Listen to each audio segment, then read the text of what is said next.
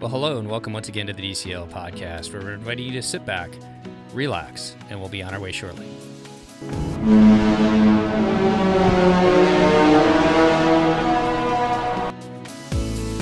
Well, welcome back to the DCL podcast, your podcast to cruise a little smarter.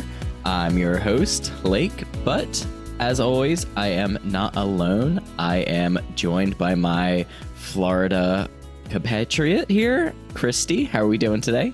Well, how are you? Good. I think we're both a little bit tired after doing a full day's work and sitting down to record. But I am excited about this episode because we have been kind of pushing recording this episode for a little while. Yeah, like it's months, a couple of months at least in the making. So I'm super excited about it too. And also we get a little bit of Run Disney involved here. While we're not talking about a race weekend, you don't need to worry about that. We are joined by Amanda, who you may know as Once Upon a Marathon on Instagram. Amanda, how are you today? I'm doing great. I'm excited to be here. We are excited to have you, and we have a pretty exciting cruise to talk about. Amanda, why don't you tell us about the cruise you booked and kind of what led you to booking this cruise? Yeah, so my husband and I did the Norwegian Fjords cruise with Disney Cruise Line over August. So it leaves out of Southampton, England, which is straight south of London. Then we went over to Rotterdam, which is kind of near Amsterdam area, and then up into the fjords. Why we booked it? Because it sounded awesome. Who doesn't want to see fjords? It looked awesome. Yeah, it was amazing. I was following along and it was just so great when you were able to like check in and show stuff. It looked incredible. It is definitely a cruise that's on my bucket list. Oh, yeah. I live in Charleston, South Carolina, which is fairly tropical, palm trees everywhere. So the Caribbean doesn't have the same allure for us as it does, I think, for a lot of cruisers. And we'd already done Alaska. We had been to the Highlands of Scotland, and we really like mountain, colder weather kind of cruises and vacations, especially in August when it's the surface of the sun in the southeast of the United States. So it kind of seemed like the perfect option, and we booked it. I love that. So how did you get to Southampton? Like, what was your arrival plan, schedule, process? Yes. So we flew into London, Heathrow. That's the kind of end destination that we went to. I was very nervous just because airlines have been such a hot mess lately. And everything that has been going on with it, I was like, I will be getting on this boat. And one of the things that we discovered in looking at the flights is they really all are overnights. So you fly out that night, arrive in London the next morning. And if you miss that flight, you're not flying to London till the following day. It's not that you're delayed by a couple hours. It's a full 24-hour rotation before you're going to get back into London. So because of that, we flew out actually 2 days early. That way, if our flight did roll, we would still get in a day early and then be able to go to Southampton and get on the boat. There was some logistics involved in getting to London. We just hired a car to take us to Southampton. It's almost a 2-hour drive. And between doing the red eye and being exhausted, we did not want to deal with renting a car and then trying to get ourselves out of London to get to Southampton. Once we got to Southampton, we checked into an Airbnb and then passed out and slept for several hours. So I don't think I hear very many people that actually spend their pre-cruise day in Southampton. Yes, it's not a super beautiful location. There are some historic areas to it, but it's not Dover. Dover's the other Disney port. And you always hear about the cliffs of Dover, and it has the castles and a lot of beautiful things. Southampton is where the Mayflower sailed out of. It's where the Titanic sailed out of. But it was also a major port during the wars, World War I, World War II. So it got bombed, and a lot of it's just gone. And then it got rebuilt in this industrial time of government boxes. It's a weird mix between kind of some really historic, beautiful things and a working port. You see cargo ships coming off, this kind of maybe an economically depressed area from post-war era. And then definitely some pockets where you can kind of see money coming in and it growing again. So it's a little bit of a mixed bag. And I think it's less touristy because of that. Do you think in hindsight that was the right decision still to go directly to Southampton? I think it was the right decision just from like being a stressful, anxious traveler wanting to get there. Like the goal was to get on this boat. I think if I knew travel was going to go well, I'd probably stay that day in London because it is very tiring to land and then have another 2 hours to go. There's also just way more to do in London. It has public transport, it has the tube. The Windsor Castle estate is only 10 minutes from Heathrow Airport. It's super close. If you didn't want to go all the way into London, there are hotels at the airports No problem. that allow you to check in and do like a half day or a full day or whatever. So I think that staying in London would have made a lot of sense. I just was like eager to get to Southampton, get on the boat. I've also been to London before, so I didn't have as much of I need to see this. Who all sailed with you? It was just me and my husband, but as you all know, the Disney community is small. And we checked into our aft room on the sailing. So we were like very back in the boat in the aft room. And I walk out on the balcony and I turn to the left and it's another couple I know from Run Disney and from Instagram. So there was a few other couples on board that I had actually met or knew through social media and Run Disney. So it ended up being a really fun time. And actually, we never got into this. Because you do have a Disney history, but I want to make sure our listeners know what it is. How would you answer? What is your Disney history? It is pretty much all Run Disney. I mean, I grew up with the movies, obviously, and watching them, things like that. But I didn't grow up going to Disney. I think I may have gone once. 2018, I wanted to do the half marathon at Disney. I've always been kind of like a nerdy kid. I loved Harry Potter and things like that. And when we ran through the parks, I just loved it. Got hooked on the idea of always running through the parks because if I'm going to do all these miles, it's going to be in a place like this. I think very quickly I got sucked into there's so much more to Disney than just a single movie. There's this culture and a community, and the parks in and of themselves are a whole thing. And I just kind of fell in love with it. I went from there. Now I'm like an annual pass holder in DVC, and like I went full Kool-Aid very, very quickly. So.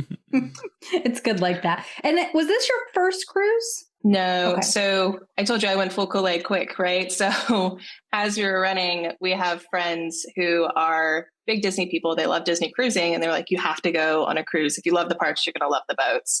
And we had booked to do Marathon Weekend, the cruise after Marathon Weekend, but it was canceled, both the race and the cruise due to COVID. So then we had booked multiple other cruises and we ended up doing the Dream on a COVID, like low capacity cruise. And then we did the Wish once it came out. We did the Wish again with my family who saw us having all the fun and wanted to do it. And then we did Norway. Norway was number 4, which means I need one more to get gold status. So that'll be the next one. Yeah, and the current gold Castaway Club gift is gold, if you ask me. It's that wet bag, which would be perfect for a Run Disney weekend, because when you're done with the race, if you have to check out and you have your wet clothes, you just shove them in that bag and it doesn't get on the rest of your luggage. You'll have to do the one more so that you can, and then another one. So, hopefully you get that good gold gift. Okay, back to the cruise then. We're going to spend a lot of time in the ports here. So very quickly, why don't we just kind of go over your overall thoughts on the Dream itself, and then we'll move into all of the fun things we did while on board and while exploring Norway. Yeah. So it was really interesting because I had only done the Dream once, and it wasn't a normal experience because it was still, you had a mask on the boat inside. You had only 25% capacity. The shows were all different. Everything was all different. And then we went into the Wish. And I liked the Wish. The Wish is a very beautiful ship. And I was curious because there's a lot of discussion and chatter around the different layouts, the Wish layout. And I liked it fine. And I thought it was fine. And we got back on the Dream. And I'm really paying more attention now. We're on it for a longer period of time. And I love the Dream's layout. And I think I'd love the Fantasy too, because that's the sister ship, right?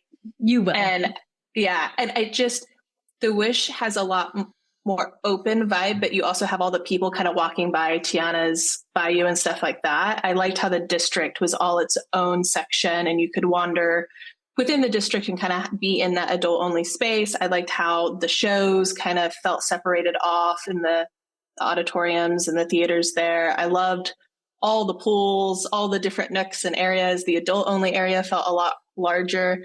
So I very much appreciated the Dream, although I will say the Wish spa is bigger. So there is that.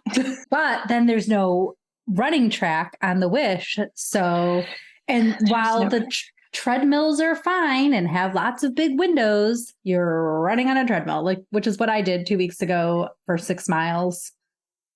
Yeah, we were on the Dream, and the fjords, I didn't realize this. The fjords are so long. You're in the fjords for 10, 12 hours. Mm-hmm. So we're waking up and you're on that outdoor deck 4, goes all the way around. And it's like this cool air, the mountains, waterfalls, and it's almost like a river because it's so protected and deep and perfectly calm. And you're just like running in the most beautiful place on earth.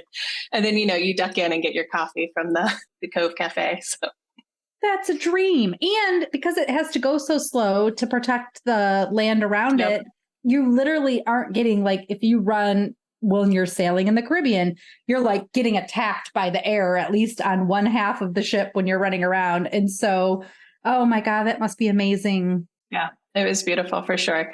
And it was nice too, because we did the spa package, and their sauna has nothing but a glass wall. And then the hot tub has the cantilevered glass. So it was kind of cool to be in the fjords doing that as well and have those views. Awesome. Well, why don't we go ahead and dive into these ports? Your first stop was Rotterdam. What did you guys do? Did you book the excursions through Disney or on your own? And how was your day? So we booked all of our excursions through Disney. I know a lot of people feel comfortable booking with a local situation, although booking through Disney ended up having its own interesting twists and turns. But when we were at Rotterdam, the original port was supposed to be Amsterdam. Rotterdam's right next to it. They moved us to Rotterdam because Amsterdam has a lot of issues with timetables and the tide and the size of the ship.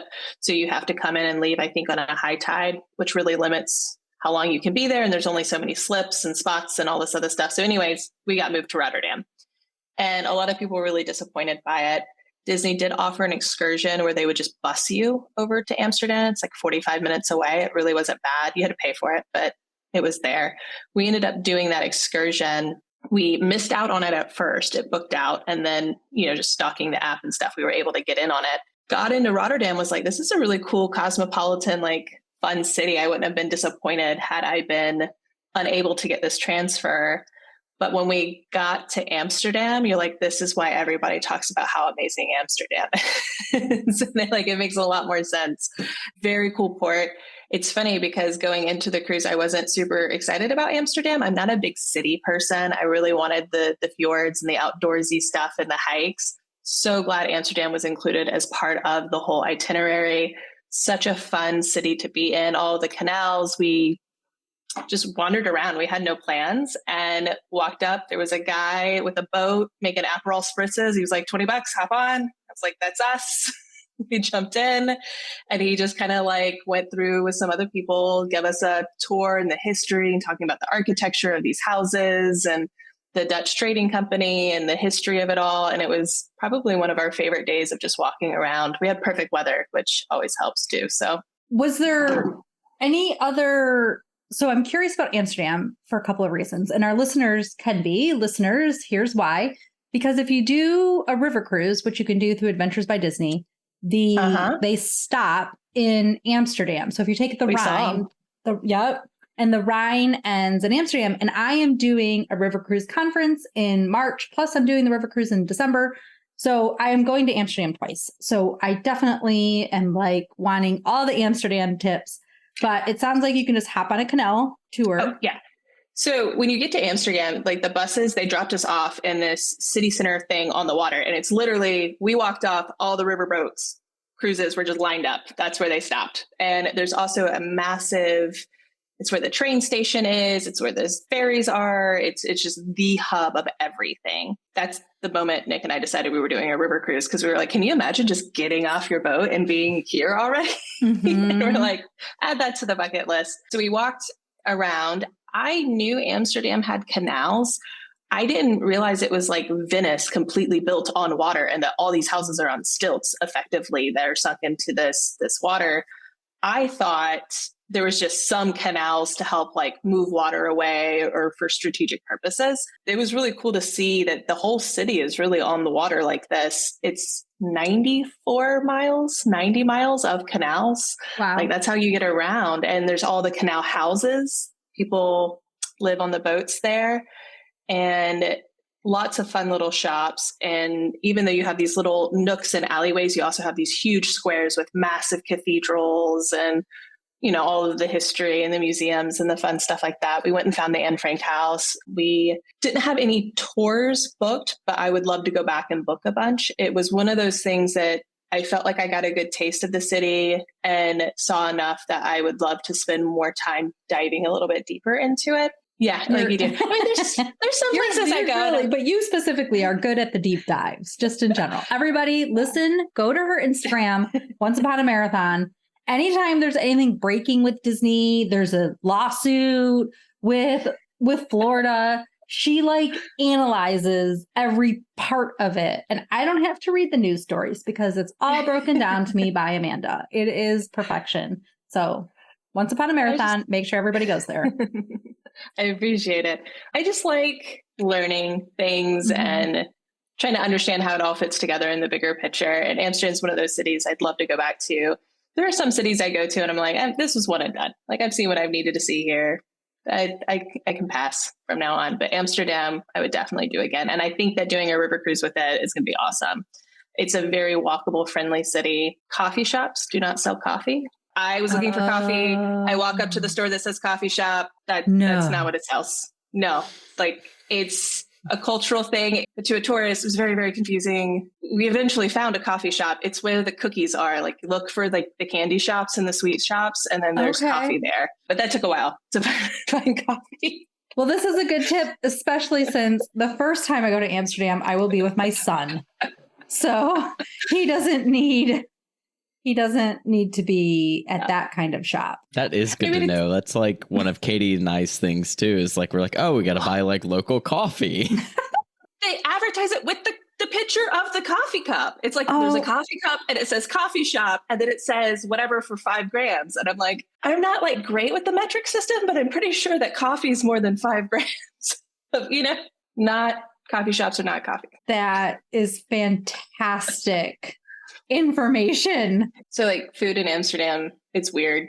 We did the bitterballen, we did the weird French fries with the mayonnaise things. The best stuff by far is they have this, I don't know if it's a chain, but you basically walk in and it's wall to wall, like almost like a post office boxes, but with a clear door. And you go to a vending machine, you punch in the code of what you want and it pops one of the doors open and every door has food in it. And then you just like take your food prize out. And they're hot. It's cooked fresh by people behind the counter somewhere. And it's really good, like homemade Hot Pocket kind of things. That was the best stuff that we had kind of the whole trip was the vending machine, P.O. box, food things.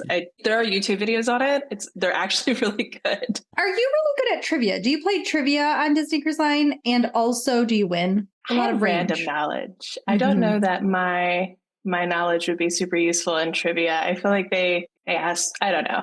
I did not play trivia this past time, so I have not done that.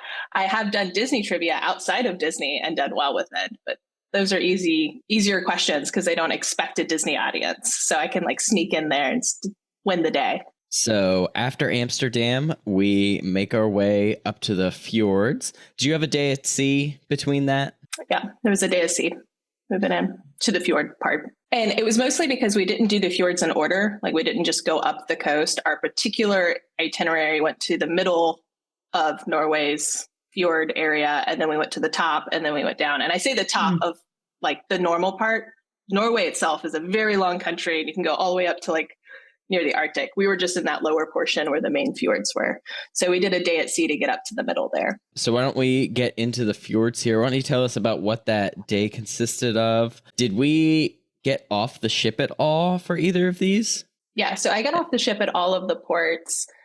This one was Skjolden, and it is, the name means like king of the fjords. It's the longest, deepest fjord all the way into Norway, and it's so deep that when the very tip of that fjord is where the roads start to cross the mountain ranges and the passes and get into the other side of the country, which is where the capital and all of that is. And it's kind of considered the heart of Norway. At least this is what the people told us. So if somebody's from Norway listening to this and I'm wrong, not my fault. It was really cool. We went all the way into the fjord. Took us hours and hours. We entered the fjord 4 a.m. So it was fun to have the sunrise and then just be sailing in. That's the morning a lot of people were running on the deck. You have to move really slowly. And it was interesting because it was the first time there was a lot of Disney first. So Disney has never gone to Rotterdam and parked there. That was the first time in Rotterdam. This was the first time in Skilden. And we get to Skilden and there was a lot of it's like they were trying to parallel park the ship. And because we were in the aft, we kept it took them a while to park the ship. And then we get parked and they're like, all right, we're here. You can get off now. We were a little delayed because it took some time for them to figure out how to get in. And when we get off the ship, it's this long, just boardwalk basically. And customs is this dude in a tent. And I realized there's a farmer literally off the hill with the sheep and a forklift. And he's tying up the ship to just a thing hook in the ground. Stop and it. He finishes it and he takes his forklift back to his house, right next door up the hill past the sheep. I took a photo of it because I'm this is so funny. And the entire town had one public bathroom, maybe 2 public bathrooms. And maybe the one shop to get food was a guy that had a bunch of packs of chips and some bottles of beer. And the rest of it was maybe 20 houses, 30 houses. And it was all hiking and hanging out. And there had been an issue with the middleman company that kind of books excursions for all of the cruise ships. So we found out the morning of that every excursion was canceled. Oh, all of them. We all got a letter in our room saying the excursions are canceled, except for the fact that when we got off the boat, it was an issue with the middleman that had all of these problems. So the tour operators were still there and they just set up tents. So you just walked up and they've got their little iPads and they take Square Cash or whatever. And they're like, you want on the rib boat? You want on the... So we ended up booking a rib boat tour, literally with the same operators that would have been there anyways. Because again, it was the middleman that had the problem. So we did a rib boat tour, which was so fun. It's a rigid boat that you kind of sit in, and he took us all through other fjords, talked to us. We saw a glacier up at the top. We got to see a lot of the surrounding areas and histories. He's local. He's a 20-year-old kid that went to high school, grew up there. So he's telling stories yeah, we used to see that house, giant mansion up in the mountain. He's that was a hospital for tuberculosis, back in the day. And then after that ended, it got abandoned. He's so, we always break into it when we're, in high schoolers, it was the big dare to go because it's creepy looking. And I was oh, kids everywhere are the same. Yeah, they really are. Ghost stories, haunted house on the hill. Oh, that's fantastic. Yeah. I mean, you couldn't ask for better scenery.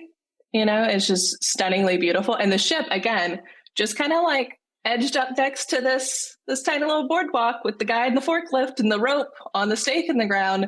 So it's just sitting there. There's no infrastructure blocking the view or anything. So I want to say 100 feet from the ship are the sheep that are just wandering. Wow. And it's a very picturesque moment of, I can't believe I'm here. This is amazing. Sounds like my kind of cruise.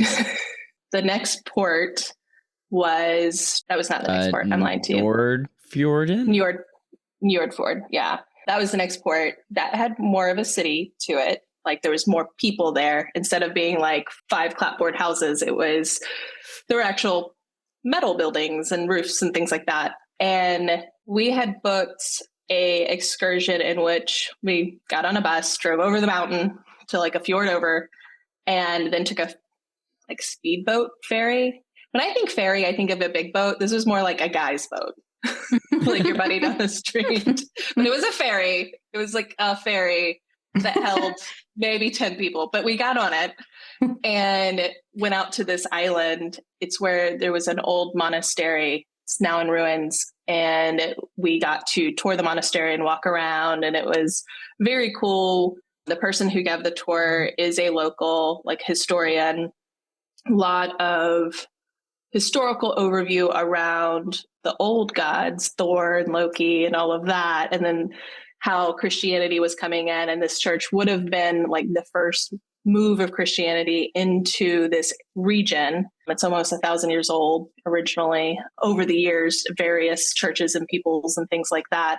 And it was based off of this female that Sunnova, she was in Ireland. She got on a boat, landed in this island in Norway, and ended up through all of these various events, ended up becoming the only female Norwegian saint. And now they have all of the stuff around her. And it was really cool to have like a cultural thing.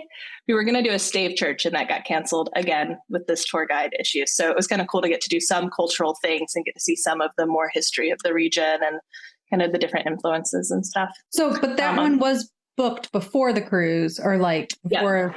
Yeah. Okay. Yeah. So the port in Skolden where we got to do the rib boat, originally we were also going to get to go see a stave church. And they weren't able to get the buses in and the people in order to do it. So we didn't get to see the church. So on the following port, we got to go what we had previously already booked on this ferry, the guy's boat, and got to go see the monastery and wander around. And it was rainy. We actually had amazing weather. This was the only day that it rained, and it was drizzling at first, but I quickly learned the difference between waterproof and water resistant. And the people who were in waterproof gear were perfectly comfortable and fine. I was very soggy by the end of it. And then I had to sit in the cold, soggy clothes for the hour on the bus ride. So if you were considering, my understanding is it's typically raining the whole time and it's a very rainy area. Definitely get fully waterproof gear if you're going to be going into the port and doing the hikes and doing the things like that. Good advice. Yeah. All right. And then we have one more port to hit in Norway here. Yes. So the last port was Stavanger, and this was another one that got shifted. Lots of shifting that were going on with this cruise because, again, it was Disney's first time on the Dream, and because it was the Dream and a bigger ship, they had to do a lot of different ports and things like that. But Stavanger was interesting because we ended up going like 15 minutes south, 20 minutes south of Stavanger. That's where we tied up. And it was a very interesting move on Disney's part because we didn't realize it. And it came on over the speakers and told us and things like that. But there's a very strong anti-cruise sentiment in Stavanger, which is one of the largest cities in Norway. And they were having a demonstration at the cruise port, a very vocal one with a lot of people. And that is why Disney moved the port from Stavanger to 15 minutes south. But the port that we got 15 minutes south was an industrial recycling plant and a secured facility. So to get off the boat, we had to have a security escort put us onto this like bus. It had to go through guard gates. And then once we got out, we were taken. And it was a free shuttle that took us into Stavanger, but it was into the city center, not the port where the cruises were. So that people were away from the demonstrations and away from kind of the political activity that was happening there. And I thought it was just interesting how of all of the places to pick, we were in like the most secured location possible, even though it wasn't pretty because, you know, you have like the cranes and the heavy machinery and all of the things going on, and we have to like be escorted through it. It was interesting. We had an excursion booked that actually took us into kind of like the backcountry. There's a very famous hike called Pulpit Rock, and if you Google it, you'll see it. It's a giant rectangle. Looks like a pulpit at the top of a fjord overlooking this amazing vista. And so we took a bus to the base area there. There's actually several hikes and trails, and there's a lodge and an ice cream shop and little things there. So we went there, did the hike. They said it was a moderate hike and they were liars, but we did it. So it was harder. I don't know if it's like, I think it was a very difficult hike. And I run a lot, but I say that, and you know, the 70-year-old Norwegian man with his dog is just like blasting past everybody up this trail. So maybe it's just like a cultural thing, but it was flat areas with boardwalks, and you're just like strolling through these fields and you think Elsa's gonna like waltz out at any moment, and then you get to these areas where it's a pretty hard scramble. It's set up like stairs, but the boulders aren't necessarily carved, so you're going up them. It wasn't rainy during our day, thank God. If it had been, I think it actually would have been pretty slippery. And you can have like some 3-foot tall steps and then like a 6-inch step, so it's not like it's more of a scramble. And then there's 3 big ascents before you get to the very, very top. I have heard from multiple people that have done excursions, basically different Pulpit Rock excursions, and they all have the same reaction where they're like, it's, advertised as some sort of moderate, easy to moderate, and it is a fairly difficult and sometimes somewhat dangerous hike. They actually have a fair amount of accidents there every year. The main hike, like aside from the scrambles up and the scrambles down on these like sections of ascent, there's no cliffs or anything. You're just like going up the mountain and it's beautiful. But when you get to the very, very top, the actual Pulpit Rock is thousands of feet sheer cliff down. The walkway to get to that point is only like 10, 12 feet wide. And there's a point where you have to turn a corner and it's like 3 feet wide. And I'm like, how do people not fall off? So I was like, this is a little much. I would like to be hooked in somewhere, please. But I did it.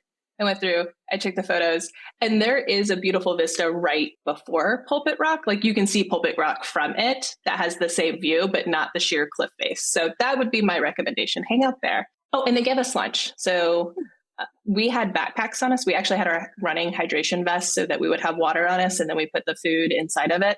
But you would want something to carry with you. It was a solid 5-6 hour hike up and back. Isn't it amazing what they get away with in other countries that aren't maybe so litigious, that you can like be on this cliff, sort of non-cliff cliff or dangerous hike. And they're just like, just go at your own. I took videos of it because we got a picture at the top over the fjord. There were people sitting with like their feet over the edge. And I'm like, no, thank you. I didn't think I had a fear of heights. I think I may have discovered one that day. I have, I guess, kind of a question here. It seems like we had a lot of adjusting, cancellations, and everything.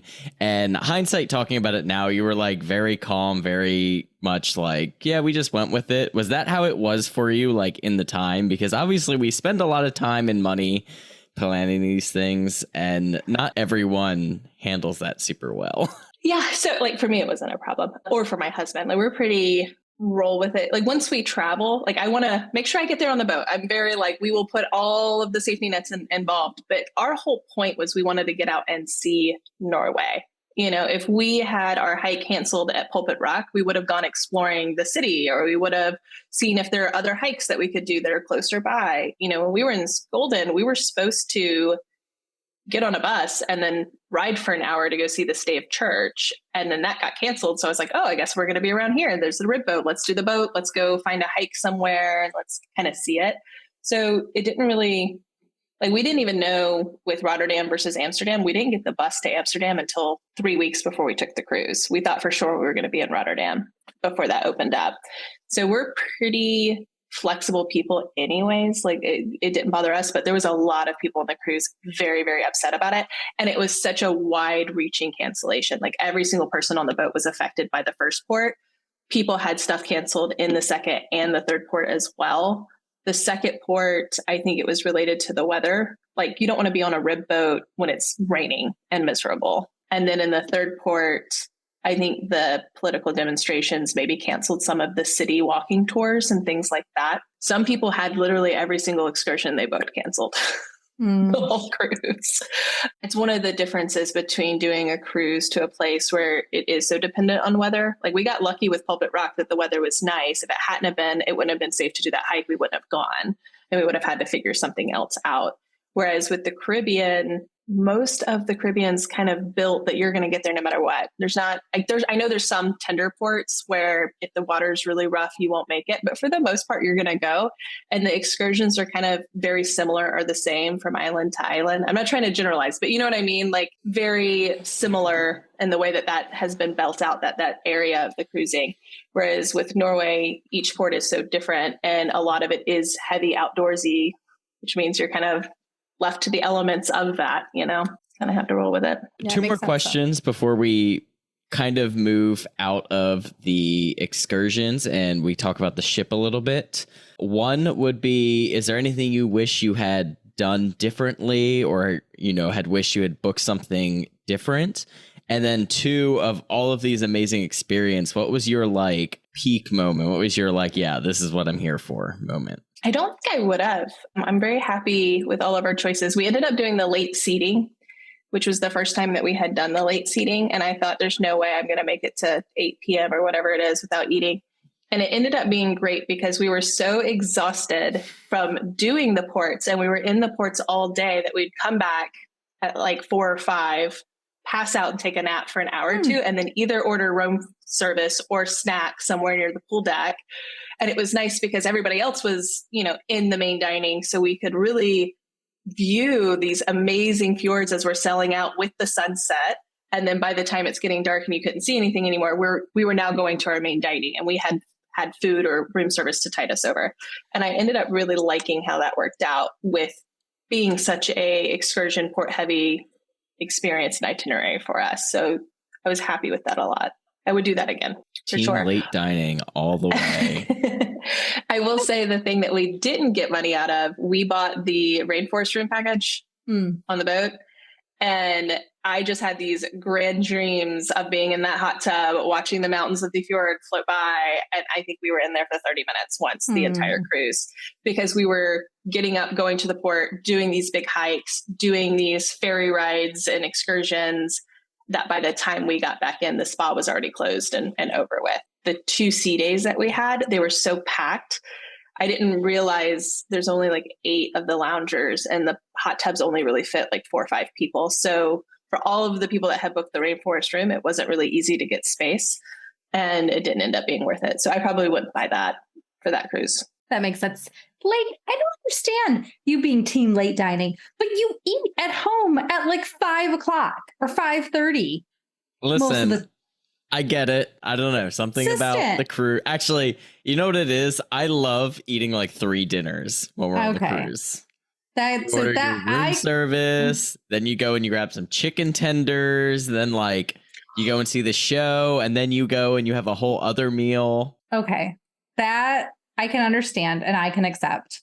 Of course, when you cruise with me, you have to go to early dining because I'm not about to eat 2 dinners. And I need to eat a dinner early. And I would have to have 2 dinners to make it that long. And then I'd fall asleep. So I guess we can go back to the ship now. So we know maybe don't do the rainforest room, or consider it, or figure out what your reason behind doing it is, and work into the fact that there will be a lot of people. So that's a good tip. And I know you posted before you came on your Instagram account to see if anybody had questions. And I guess maybe before we leave the ports too much, did anybody ask questions about the ports that you wanted to address? The questions I had were one about the food. Amsterdam and Norwegian food's weird. It's a lot of fermented things. Like there's a lot of fermented fish. I wouldn't necessarily recommend it. We tried a bitter pollen, which as someone from the South, I thought it was like the Norway version of a hush puppy, which sounded appealing. It is not appealing. It was awful. 0 out of 10. Do not recommend. Logistics, getting there and getting back, flew through Heathrow. Unfortunately, just air travel is really hectic and very expensive right now. So I'm hoping that that'll settle down. How do the excursions compare to an Alaskan cruise? I feel like the Alaskan cruise excursions that I went on, and Alaska in general, in Alaska, you still have the Diamonds International and the certain stores that you expect to see when you get off of the port. And it's kind of like this industry that's been built for the cruises that come there. And you only have a couple of excursions. Like you go to Skagway and your excursion is to get on that train and take the train in and out. Right. And you can maybe wander around a little bit. Yeah, it's not very active most of the time. Right. And if you go to a glacier, it's like they take you in the helicopter, you get to the glacier, there's a marked path. You hike between the lines, you come back kind of thing. Norway is a lot more like, this is our country, go. You just like wander through the field or you climb the mountain and there's trails, and it's a much more outdoorsy, hands-on experience. You're more interactive than just observing. I feel like Alaska has a lot of be in a train with like glass ceiling so you can observe the wildlife. There is not a whole lot of wildlife in Norway at all. And they told us it was because originally those fjords were carved by glaciers and it's a very deep U, and the water is so deep and so cold that there's not seaweed and algae for the fish to feed on. And because there's no fish, there's no bigger predators like seals and things like that. And basically that's why there's not a ton of wildlife. It's a very agricultural kind of thing. So Alaska feels very wildlife and Norway feels more scenic, like you're there for the views. I felt like it was the Highlands of Scotland and Alaska had a baby, and that baby's Norway. That's what it felt like. It was more rugged than the Highlands, but it had the age that the Highlands comes with and that feel of oldness. Do I feel like I saw enough of Norway versus doing a land trip? That's hard because we only saw the fjords, and Norway has the major cities and all of the other half of the country. There's also the northern part of Norway, which is basically on the Arctic. It'd be like going to the northern part of Alaska, where there's very different communities there. And if you wanted to see the northern lights, you would have to go during a totally different time of year. It'd have to be during the winter. So. I mean, that's just like cruising in general, right? Like cruise ports are a taste of insert any country or port you're going to go to here. Yeah. Like we didn't go to Oslo, right? Which is like the capital of Norway or anything like that. We were very much like the rugged outdoor fjord portion of it. It'd be like coming to America and seeing the Grand Canyon and someone being like, well, how was New York? It's just, there's so much in Norway outside of just the fjords, but I do feel like I got a great feel for the fjords. I was a little, I don't want to say upset, but when I first saw the itinerary, like I said, it was Amsterdam and then 3 fjords. There are previous itineraries that are just 4 fjords instead. I thought I wanted that. I want to do all 4 fjords. And you feel like, because with Alaska, there's only a handful of ports and those are the ports. That's it. Whereas in Norway, it's like, well, one fjord has like 50 different anchor spots and, just pick one because the guy with the forklift is going to tie you up. So it's fine. And they all are kind of in the same area and you can totally be in all these different places, but they all have a similar feel. So I feel like having seen a few fjords, I feel like I checked that box for Norway.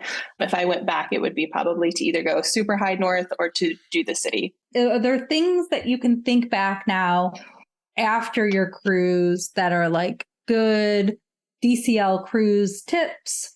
Or anything like that? You guys probably already know all of the tips and the secrets. But our listeners don't know. New to me was, so there is a fancy bar on every Disney cruise ship, what I call a fancy bar. And it is the bar that is associated with the adult-only paid-for dining restaurants. On the Dream, it's called the Meridian, and it is between Palos and Remy. I think on the Wish, it is the Rose Lounge, and it's between Palos and Enchante. It is, I love the Meridian. It's travel themed and it has an outdoor deck associated with it. So you can get your fancy drink and sit outside, which is really cool to have a bar with an outdoor area on a ship. I think that was great. It has typically more elevated cocktails, more cocktail people. So that was fun to have like a smoked old fashioned and things like that. But the real reason you would want to go is they have the sommelier's bench. We love the sommelier. You're shaking your head. Yes. But tell the listeners what it is. So the sommelier's ben, they have it actually at most, if not all of the bars, and you pay $12 and it's basically dealer's choice. Like the bartender will find a bottle that has been opened as part of a dinner service or something somewhere else, and they'll pour you a glass of it. And you get that glass for $12. Typically, it's a really good value because they might be giving you a $18 glass of champagne, but you're paying $12 for it because the bottle was already open. They don't want that bottle to go bad. Once they open it, they have to use it up within a couple of days. So anything they sell by the glass is basically free game, right? Well, the fancy bar, the one attached to these restaurants, those restaurants have higher end wine and champagnes, and Remy, Enchante have whole champagne tasting pairings and things like that. So if you do the sommelier's ben at that bar, you're probably going to get an even nicer glass of champagne or white wine or red wine or whatever it is, because they are directly tied to these restaurants that have more expensive offerings. And that's where they're just physically located, right? If you're on a bar 5 decks away, they're not going to go take a hike to bring that to you. So we were at the Meridian Lounge and it was near the end of the cruise. So we know that they're likely have a lot of bottles they're getting rid of. And we sit down and we order the sommelier's bin and she's like, what do you want? We're like, we don't care, red, white, champagne, doesn't matter. And she's like, you want sparkling. And she comes back. We had 2 glasses. The first glass that she brought us was the most expensive by the glass pouring they had. It was a $70 glass of champagne. Wow. And then when she poured it, it was like 3/4 full. And she's like, oh, darn, that's not a full glass. I guess you'll have to have it for free. So then we had that one for free. And then we ordered again because we were like, you give us the good stuff. It's fine. We're just, still want another glass. And she's like, actually, I might have something. And they had popped a bottle for a course pairing. So they had poured part of this bottle for this pairing, but nobody had bought the bottle itself. So the bottle was open and it was a $800 bottle of champagne. And she poured out the rest of it for us for $12. That was like the biggest, I'll never have it again. I took a picture of the menu. She brought the bottles over. She offered to let us take them home with us and pack them. And I was like, they won't make it through security, but thank you. And it was crazy. And we weren't the only people that got it because people were coming in before and after us. And she was like also pulling some really high end stuff because it was the second to last day of the cruise. And she's like, we got to get rid of it. Otherwise it goes down the drain. This is literally what the sommelier's bin's for. And because that bar shares, like they make all of the drinks for the restaurants and they share the same wine cellar, it has the best selection. If you are somebody who drinks alcohol and you also are somebody who likes a good value, the sommelier's bin, specifically at whatever your fancy bar is, the Meridian or the Rose, that's where you should get it. I think that's a fabulous tip and very well explained.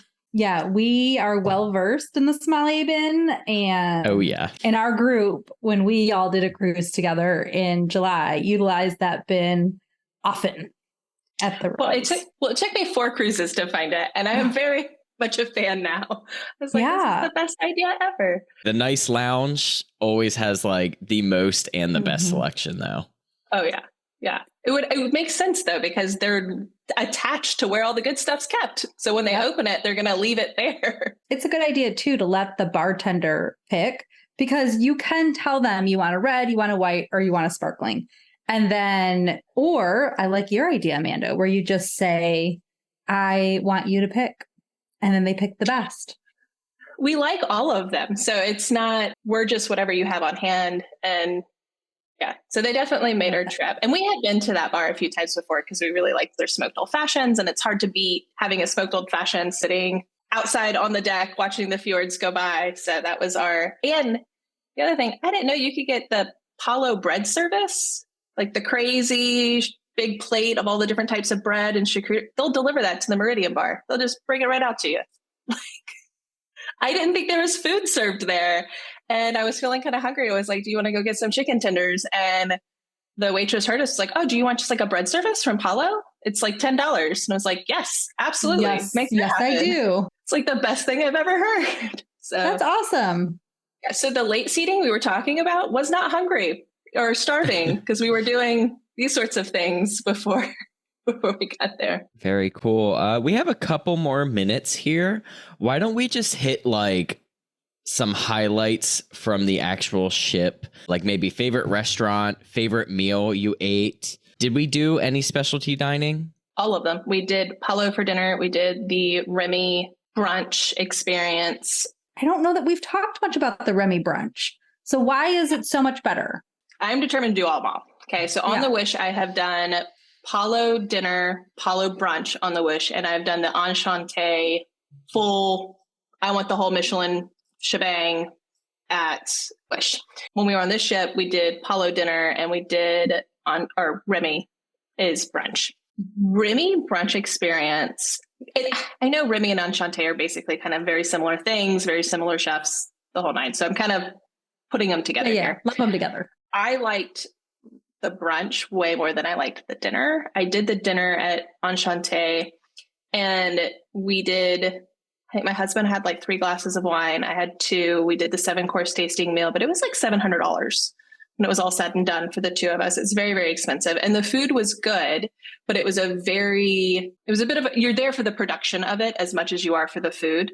And the food was tasty, but it also kind of walked away feeling like love it because we're foodie kind of people, but this was a one and done experience. Palo is the place I want to eat every single time on the cruise because it feels very fancy. You still have that feeling of I've gone to a nice restaurant or I had a date night, and the food is fantastic. For the 2 dinners squaring off, Palo takes it for me.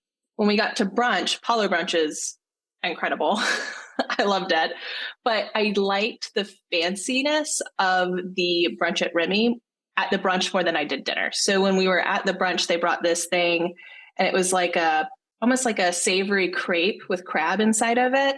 And then like a sea foam on it. So, you're getting that gastronomic, fancy, fun vibe Michelin vibe feel, but in a brunch style. And it's not, 7 courses, it's more 4 or 5. And it has a little bit more of a casual feel because it is brunch. And my husband, of course, did the champagne pairing for brunch. So he was enjoying that. I liked it. And I thought it worked better in the brunch format. I don't know, it made it feel a little bit more accessible and a little less stuffy. The dinner at Palo's, the only time slot we could get was the day we boarded. And I thought I was going to hate it. And we had gotten all of our luggage on board. I was like cooling off because I was hot and sweaty from like unpacking all of our stuff. I felt rushed and I looked at my husband. I was like, this will be the last time we book Palo's or any restaurant the day that we get on the ship, but we're going to go. So let's go ahead and go. Right. And we get there and we sit down. Place is half empty because a lot of people didn't want to arrive here, in Europe. Right? And yeah. Right. And I did not realize it's a long way out from Southampton.